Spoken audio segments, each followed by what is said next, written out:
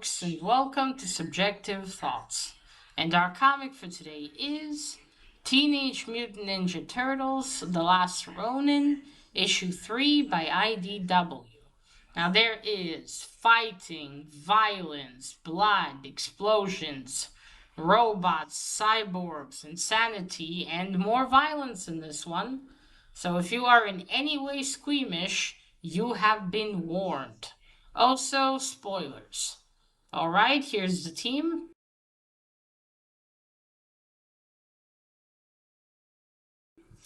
Okay, so when we left off at issue 2, April just showed Michelangelo that, and now I know his name, Honeycoat. Or, I don't know, is he a professor? But the scientist whose consciousness went inside of a robot, his name is Honeycoat. So yeah, she has his head, and she just showed that to Michelangelo. We start this issue off with back then again, or in the past. Orotu, Shredder's grandson and Kari's son. He's 16, and he's now they're performing a ceremony. He's now about to become the new master of the Foot Clan. So when all of this happened, he was 6 years old when Raphael fought with his mother, and she, well, yeah, but partially drowned, so she never got back to. I take it she probably didn't have enough, and she didn't have oxygen for too long, and so that's it. Okay, so by thinking that maybe he did some things wrong because he was 6 years old at the time. So yeah, so it's in the past, but it's been 10 years. And the whole war has been going on between the Orotu clan, Shredder's family, and Splinter's family, the Otomas, and Splinter's family. But not just that, it looks like they have the Turtles and Master Splinter have a whole clan as well, which is something. But yes, okay, so they're doing the ceremony now. They're anointing him the new master. He's been preparing for this since he was 6, since he lost his mother. And now his first order as the new master is to reach out to Master Splinter and to finally bring peace between the two clans. So that's that. Then we go. Sorry, I hate when stories jump so much between one thing and another. At least that rapidly. Just a second.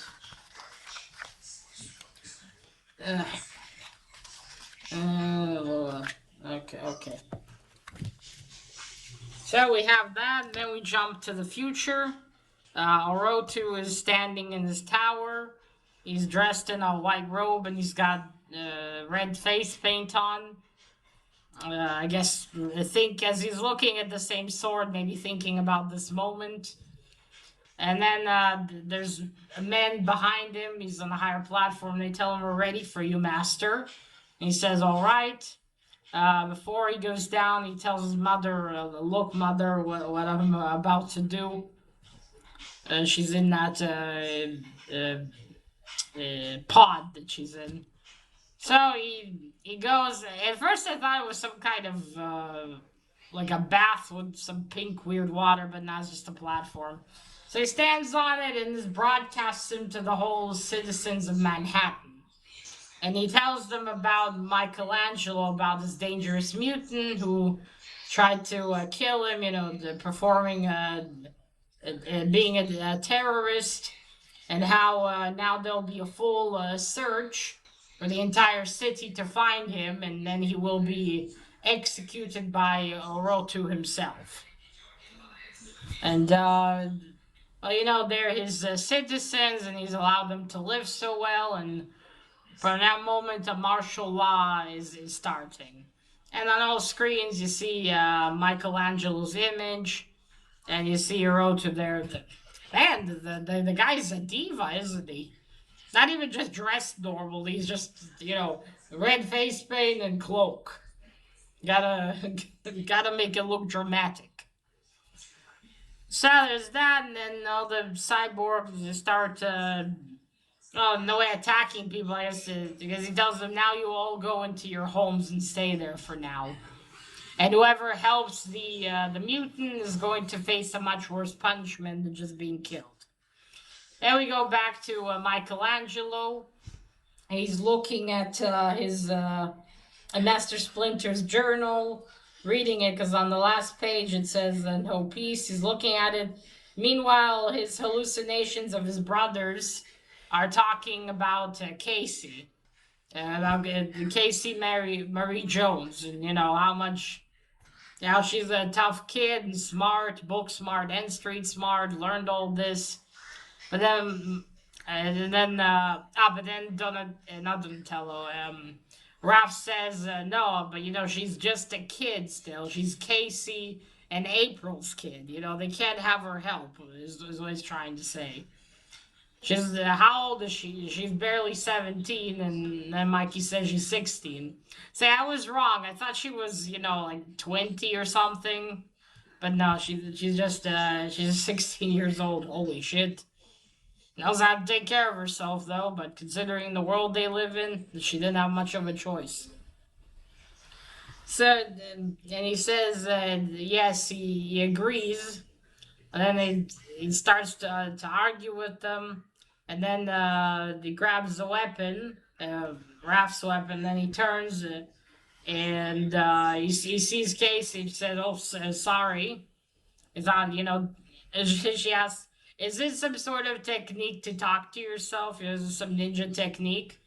They says no. And, don't sneak up on people. She said, sorry, I wasn't trying to sneak up on you. The door was open. And I'm just here to tell you that Mom asked you to come see her. She has something to show you. And then she's going out. She's going up to see what's going on. And he said, you really shouldn't. And she tells him, I wasn't asking permission, I was just telling you. And she starts to leave, and Michelangelo's all frustrated. She thinks she knows everything. That stubborn little thing, he wants to say stubborn little shit. And he said she's too young to think that old. So he goes, before Casey told him what door to enter. He goes inside, he's like, hey, April, I heard you wanted to see me. And then he sees Honeycoat's head, and he's just, shocked. And then he tells April, is there anything else that you haven't told me? And she said, I'm sorry, Mikey. I was hoping to ease you into it, but things have gotten crazy. And Mikey's like, gotten crazy? And then, fuck. And then we move on to, 1 second. Poor old Honeycoat. Okay. Alright, then we go back to the past again. It's the same time where Oroku's 16. It's some kind of base underground. You see Honeycoat there, Michelangelo, Donatello, and Master Splinter. Master Splinter and Donatello are going to fly to Japan. They also have people there, their own clan there. And they're discussing this whole how he wrote to send a message, that he wanted to talk, and how he wants to talk, and should they trust him, he is still Orotu, and remember what happened 10 years ago. So, Honeycoat tells Donatello, okay, you're about to be...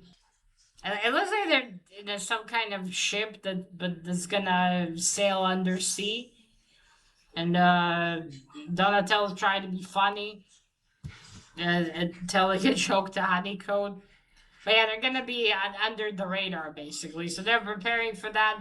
Master Splinter says, well, perhaps Hiroto is also tired. He has lost a lot in this war as well. So holy shit, this has been going on for bloody 10 years. I mean, fuck. Yeah. Okay. He says we'll see. We'll hear out what he has to say, but we will be very cautious. So Donatello and Master Splinter fly out, and then we see someone. His name is Stockman, and he's. I don't know a lot of this. Stockman is someone he really wants Honeycoat. He has captured him before, and he wants him back now to, I don't know, build things for him, be a slave. I'm not sure what he wants from him exactly, but he really wants him. And outside, you see Casey's men walking. They see something. They're getting closer. Stockman's ready to send his robots and the Foot Clan in. So it's like he's working with the Foot Clan. Which, maybe he's the one who started all of this. Maybe he wanted to stop the truce between the Turtles and the Foot Clan. Perhaps, again, I could be wrong. I am not certain if Kari was then referring to what happened after the attack or something before that. It does seem like it was something before that, but I'm not certain. I guess Casey's men get killed, and there's more attacks, and then the alarms are sounding off. Mikey and April and Honeycoat, I forgot to say that, they're all in one place. And then you got Leonardo, and another on the base, and the alarms are sounding off, and the Foot Clan's entering in, and it becomes a whole mess. He tells Casey we need backup. Casey comes to him, and then then they meet Michelangelo, April, and Honeycoat. Mikey's brought them there as soon as he heard the alarms. They need to do something. They need to get into a safe room and lock themselves in. But more Foot Clan are coming in, and these special robots that Stockman has built. So the things are getting bad. These guys are like bloody Terminators. Casey gets knocked out, finds a hammer, starts hitting them. Then one of them almost grabs Honeycoat, but then Mikey hits him with the stick. Looks like a stick, breaks his head. But then because of that, he explodes, the robot, and Honeycoat gets damaged. And then Stockman's like imbeciles, and he sends these like small little silvery robots in after them. Things are looking really shit. Leonardo tells Mikey to take April and Honeycoat and close the door. He and Casey will handle that here. In case you have some banter, Casey said, well, when we get out of this, you're ordering the pizzas, Mikey. Sorry, Leonardo. Well, I think Stockman can now, they can hear him. So he says, he sends one of these robots in Honeycoat from the entrance to this safe room cell, tells him, I will not be taken by you again, Stockman. I will not let you imprison me. If you come any closer, I will self-destruct. And Stockman's a real crazy bastard. He's like, if I can't have you, then no one will. And then all those silvery robots that he sent in, the small ones, they all detonate, and the one hell of a fucking explosion. Holy shit. Oh yeah, I forgot to mention for all this, after April shows him the head, Mikey says, well, I think it's time we get to that catching up you were talking about, April. And she said yes. Then she tells him all this. So yeah, the massive explosion happens. You can see even like out of the windows, like rivers of blood coming out. I mean, holy fuck. Now you can understand why you think no one would survive that. Why Mikey assumed that no one would. I mean, fuck. How could you survive something like that? Well, there you go. There's the explosion, and oh boy. There's a scene there, you see Casey's mask hanging on something and Donatello's sword. So it's quite clear that they're both dead. I definitely didn't fucking survive that. A second. Okay. Then we move on back to Casey Marie. She's she gets up to the top level on the sewer. She sees that the power to the train station has been shut. There's a blackout. People are running. There's all these robots. She hopes that her gang has made it to the park. They have. She goes out to meet them. She tells them, "Okay, we need to split, warn the others because there's more resistance around the town." And well, one of her men said, "Well, I hope your mutant was worth it." He gets angry at him anyway. They split up. She tells them all to stick to being underground in the sewers, but she breaks her own rule, goes up. An elderly woman's being is about to be attacked by one of the cyborgs, but Casey kicks him, and then more coming. She's like, "I don't have time for this." But then a young woman and a young man run to the old lady. They grab her. She tells them, "Okay, get out of here. I'll take care of the robots." And then she's looking at a street sign. And she says, "Shit, I really got to go warn mom." Then we go back to April and Mikey. You see on the shelves there, you see the same street sign. That was a nice touch. April's taking blood samples from Michelangelo to check out his mutation. Mikey just doesn't like needles. And then he asked, what happened to you after? I assume just no one survived that. And she said that she, after the explosion, she was found under the rubble and taken to the hospital. And again, we see the same art style from issue 2 where they show the past. A nice touch too. So when she woke up a week after that, she found out that she lost her husband. You know, the shop exploded. Her friends, obviously, and then she also lost her arm, her leg, and she found out that she was pregnant. It's like holy shit. So she'd been in the hospital for a long time after that, for months, getting physical therapy, mental health. It's not psychological therapy, but yeah, getting physical therapy and I guess emotional therapy would be right to say. And then after that, they were building, walls to protect the city from all the water, and also the rise of the gangs. I'm guessing that was meant about Oroku,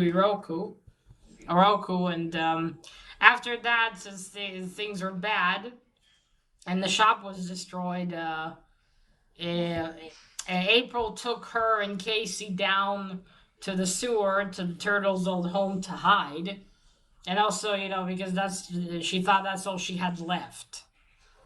So there's that, and then second.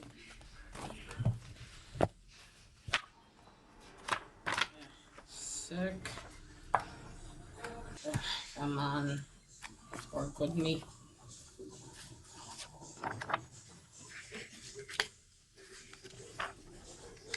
Okay. All right, and then April's done with taking blood samples and asks him, how did he get to? Because he was apparently in Europe and Asia. So then he tells Michelangelo tells her that it was a fog for him. He doesn't know. He also and the explosion like blew him a whole street away. And when he woke up, the rubbles are being collected, and he went and hid. He went back to the lair, tried to contact Donatello and Master Splinter to warn them, but he couldn't reach them. And then he gathered equipment and took the first plane he found to Japan. I take it he probably found out that Master Splinter and Donatello were killed. I would presume. Shit, if only Raphael didn't go after Kari. Because you see, Master Splinter survived his injuries in the end. He didn't die from them. If only he didn't run. Alright, so yeah, he tells her about that. And she said, well, I have a plan on how to, to end all this. And then her Casey appears with her gang and saying, "Great, mom, you better tell us that plan because things are getting bad out there." Then we move on momentarily to Oroto. Oh, and for that, April tells him she didn't activate Honeycoat's head all this time because Stockman, because it would be like lighting a beacon and calling to have the rest of them killed. Because that Stockman is still around and he's still probably searching, maybe hoping that Honeycoats is there somewhere. Yes, we move on to Orotu. He's really starting to lose his marbles more and more as the series progresses. He's on the roof of his building. He's just wearing pants and a cape with a hood, and then talking to the city how he's he's their master. Thanks to him, he has his life, and he can as easily crush them. They should be thankful to him, and yet they act like spoiled children. How dare they want their freedom? And they're saying, "Oh, that I'm ruling everything all alone. Mother, why did you leave me? Mommy issues, clearly." And he's like, I'm the master. Nothing will kill me. I will defeat everyone. He lost it, man. The first issue, he looked, like all serious, a little, you see the evil there, cruelty, but oh boy, he's losing his marbles, that one. And he said, nothing will get me. The angels will save me. And then he starts jumping on the building, around the roof. And then he falls there, and he's laughing like a maniac. But then you see two robotic arms reach down, so I guess they catch him. He's not gonna die, sadly. That would have saved them a lot of trouble. But yeah, he says the angels won't allow it, which I think means the robots. Right. We go back to the turtles. The turtles. Back to Michelangelo and the Resistance. So April has this plan. She wants them to attack. They need to go and attack Stockman. They need to get to where he is, and if they destroy that, then they can get to Orotu. And Michelangelo's arguing with her and saying, "No, we can't do that. That's dangerous." Because she wants to take Honeycoat's head with them. They'll activate it, and that will draw Stuckman out. Because she's sure he's been still snooping around for them all these years. And Mikey's really against this idea. It says, this is risk. There's too many variables. And April said there's risks in every plan. And also, Casey chimes in, we were dying way before you came. You just made it worse. And before that, she tells him, we need to do something. And then April yells, "Enough. Michelangelo, come with me. Come on, just humor me." And he says, "Fine, but it doesn't mean I'll agree." She takes him into a room and she says, "I've been running, analysis on Honeycode all these years. Everything is functional with him. He's just in a stasis. And I've been planning for this for a long time, Michelangelo." And she opens the door and she says, "The reason we were working so low tech down here so we don't get discovered by Stockman." And she takes him in and she said, "Look." And she built like this whole tank-like vehicle. And she said Donnie would have approved, wouldn't he? And he said, "Yeah, but what is it?" And then she says that it's it looks like a tank vehicle. That's what that looks like. Second. Okay. Just a little something to help even the odds. And that is it. To be continued. Whew, okay. So first, the cover. Those of you who know this very well-known Superman cover, you can see the homage to the death of Superman. Instead, it's Leonardo's katana and Casey's mask, because they both died in that explosion. Sad. It's a great cover. It's really nice art and good colors for it. Okay, onto the art. Yeah, okay. And there you go. There's row 2 when he was. This one's called Fight or Flight. You see, he's doing the ceremony and shit. I believe they gave him all that control at 16. There we go. There, he swears and come to speak of peace. And then you see him 20 years later. Or, yeah, 2 decades. You see him then. There's the platforms about to go on. There's his mother. You see what I mean? Like, what a dramatic bastard. What a contrast, huh? Yeah, there we go. Yeah, it's good. I said this already before. The art style here is very good.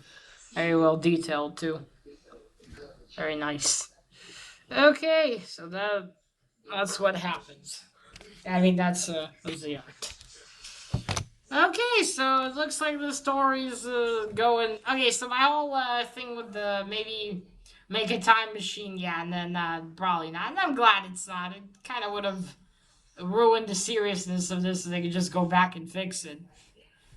But okay, more is revealed. So the Teenage Mutant Ninja Turtles were not all destroyed at once. And also looks like there's the Stuckman here. So, okay, so after what happened with Kari, a decade has passed. And a whole lot war continued to escalate. They lost Raphael back then, and now talks of peace.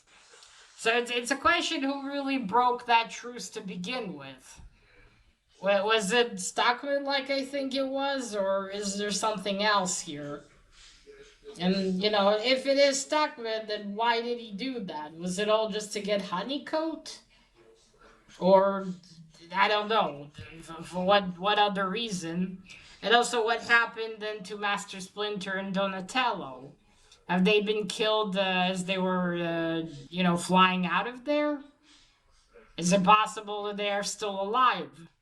I mean, Mikey thought that he was alone and that everyone was dead, but here April survived. So, and Honeycoats. So, that's the question.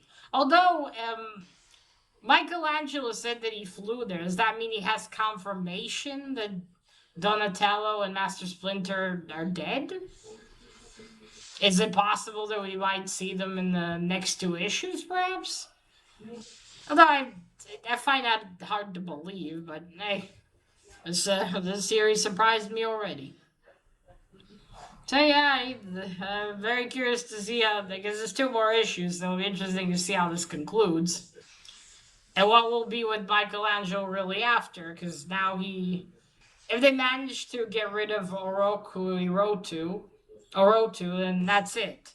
Michelangelo avenged his family, brought honor back. The crazy tyrant's gonna be kicked out, and most likely killed. And Manhattan will probably finally be free after all this time. What about the Foot Clan? What are they gonna do next? That's left to be seen. I'm assuming it's gonna be, well, we're progressing to the whole big face-off. To see Honeycoats wake up, probably. What'll happen with Stockman? Does he still look the same? As he looks human, but he's got like these 3 like silvery things on his forehead. I wonder if it means that maybe he's not really human. Maybe he's a cyborg of some sort. I wish I knew more of the history, right? Especially written for this series. I don't know. But regardless, it's very, very interesting. And I look forward to see how it continues and wraps up. Hopefully, the ending will be cool. Alright, folks, so that is it. Let me know if you read issue 3 and what did you think about it. And remember, collect what you're passionate about and share it on YouTube. Bye!